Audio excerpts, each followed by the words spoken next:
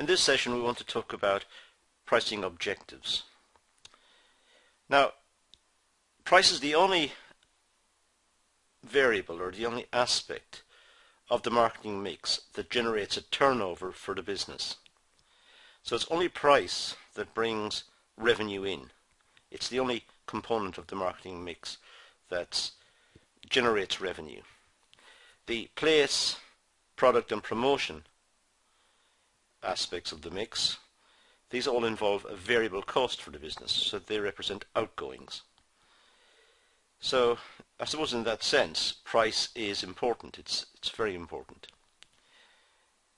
In economics, price helps to balance supply and demand, but that's a more microeconomic interpretation of price, and while it's a very sophisticated analysis, for most practical business purposes, business people don't have the information necessary to clear markets in a refined way suggested by microeconomics. So instead what they do is simply add a percentage, a markup to the cost. That's generally what happens within business. So if it costs $100 to make something, they may add an extra $50 or $100 on and try and sell it for $200, let's say, which would be a markup of 100%. So they work out what the markup is, or what the market can take, and add it on and keep their fingers crossed. So pricing tends to be of that format, not very scientific in many areas and many businesses.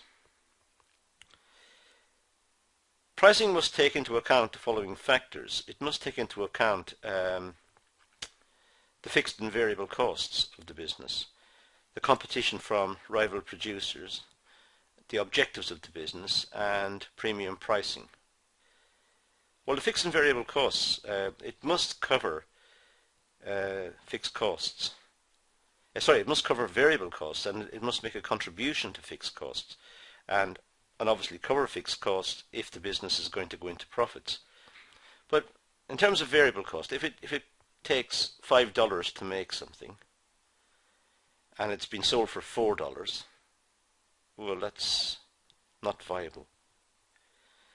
If it costs $5 to make something and it can be sold for $6, then $1 is being made on each item produced, and that $1 may make a contribution towards the fixed costs, and eventually the whole business may go into profit as a result.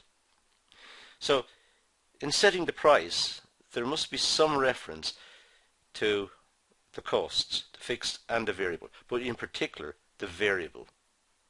Those must be met, otherwise production should not take place.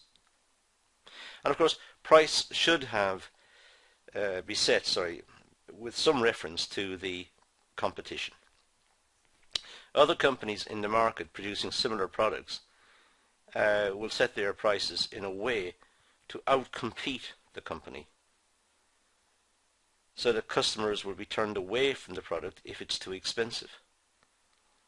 So that latitude in setting the price may be reduced by the number of competitors.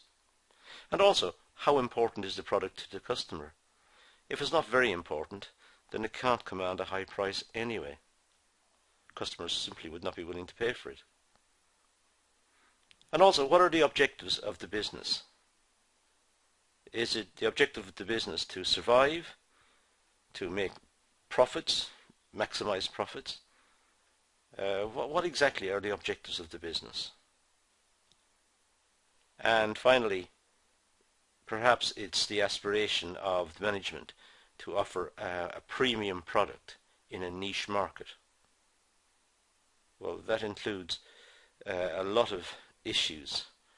It incorporates many issues associated with product design, investment, so that's not an easy task. Nonetheless, let's have a look at some of these in more detail. Let's just have a look at, for example, the pricing objectives.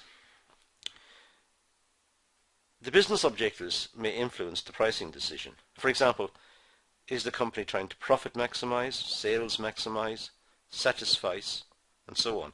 Now, all of these really come to us from economics, from economic theory. But profit maximization is very rare, and if it happens, it probably happens by accident. Putting it simply, business people don't know what the information is about their product and about the market to maximize profits. They don't know what the marginal revenue is or the marginal cost. They work with the figures that they can calculate, but they don't have that precision that the, if you like, the mathematics of economics would dictate must be in place before a company can profit maximize. So if they do profit maximize, they wouldn't even know they were doing it. It just may happen by accident. Or they may attempt to sales maximize, try to sell as much as possible. Try and grow the company as fast as possible to make the company into a large organization. But it may mean it's not a very profitable business. So there's an irony in that as well. Or satisficing. Satisficing means they're happy. They're happy with what they've got. They don't want to change. They don't want to grow the company. They don't want to profit maximize. They just want to make a living and get on with it. So they're not very ambitious. So the only thing we can really say about the pricing objective is overall the pricing objective of the business should aim to provide it with a profit. If it doesn't have a profit, then the business will go out of business. It'll go under. So it's important that the business makes a profit to survive.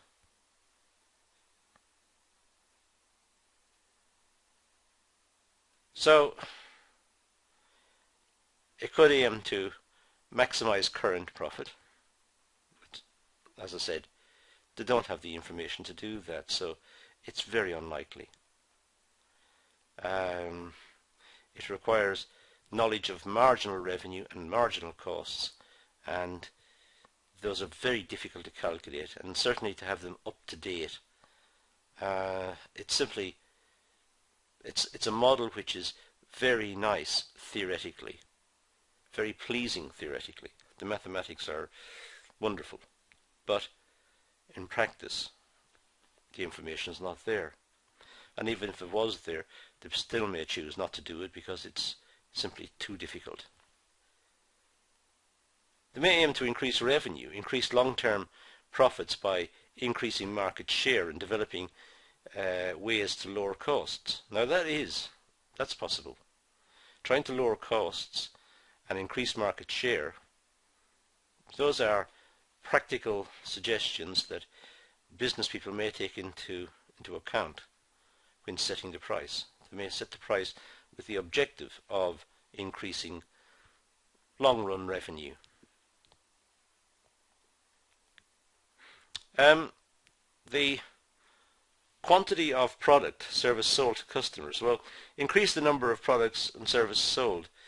In other words, grow the industry. Grow the company within the industry. This may mean setting a low price. The aim is to decrease long-term costs by gaining economies of scale. So if the company grows, costs may fall because it's now producing more. It's able to buy in bulk and negotiate discounts. It may have specialist machines made to make the product, which are cheaper at making the product because they're specialized. The workers produce more, so they become more skillful at producing the product, and their costs reduce. These are known as economies of scale, economies of size. So in stepping up production, costs may fall. And the next one is to look at maximize profit margin. Well, aim to increase the profit margin. Maximize is the term that is worrying here, because Simply as I keep saying, the management don't have the information to maximize. They may move towards it, but they can't keep changing the price because that will alienate the customer, and that will mean that the competitors would gain at the business's cost. Simply they can't experiment. They must issue the price and stick with it. So there's limited scope for playing around with terms like maximize profit margin. In theory, it's fine, but in the practical world, the competitors will respond. They may adjust output so as to maximize the profit margin, but again, that may be unlikely as well, because even though they can change the output and keep the price fixed, that may upset the workers, it may upset the suppliers, it may mean that there's excess capacity in the business. So there's limited scope for changing the output even.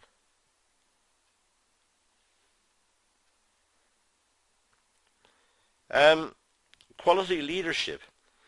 Well, price the product may indicate the quality of the product. The price of the product may be seen by the customers as an indication of the quality. If it's too cheap, they think it's a cheap product, it's not good quality. If it's very expensive, they might think this is excellent quality. So there's an issue about setting the price. And yet it depends on the product itself. If it's a mass product, it can't be priced too highly.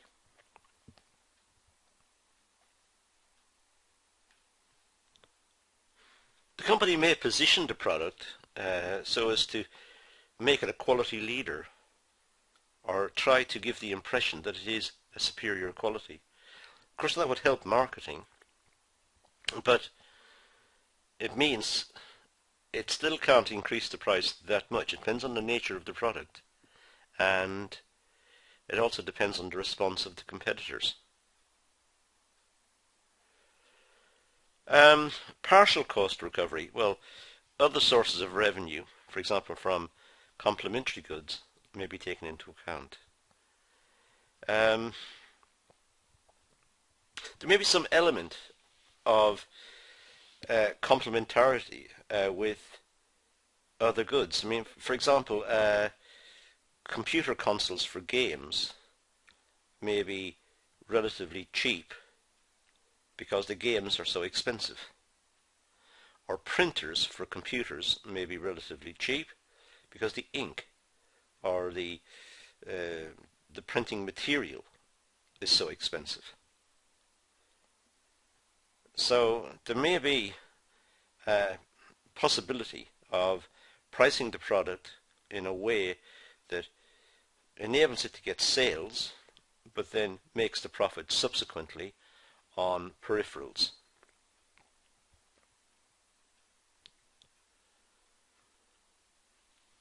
Survival, well, it'll certainly be in the mind of the management to survive, to maintain the market share, and to try to avoid market decline. So it has to set the price to cover costs, and it has to do that in the long and the short runs. So the onus is on management to survive, keep the business running. The status quo will maintain stable profits by adopting a standard price and avoid price wars, avoid provoking the other competing firms. A price war can be mutually destructive. The competitor may go under, may go out of business, but it may also bring the business, the existing business, out as well. It may take out several companies as it goes down. In other words, if the price is too low, it may bring down many of the businesses that are in competition, and that's not good. So, pricing objectives, well, there are many. we've skipped across quite a few. It all seems to bubble down to survival, making sure that the business stays in existence. Some of the models that are put forward are very interesting and very powerful models, but they do require an amount of information, a level of information that is simply not available to most businesses, and therefore are not appropriate. So when we talk about companies profit maximizing, it's very unlikely, very, very unlikely that consciously they're profit maximizing. Most companies will not even know what the profit maximizing level of output is or the profit maximizing price. And if they did know, and if it was possible to do it, they still may not be able to, because the competitors would intervene and adjust their prices and upset the price set by the company.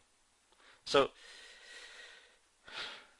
setting prices seems to be take costs and add a markup and keep fingers crossed that the markup is acceptable within the marketplace and it will generate profit.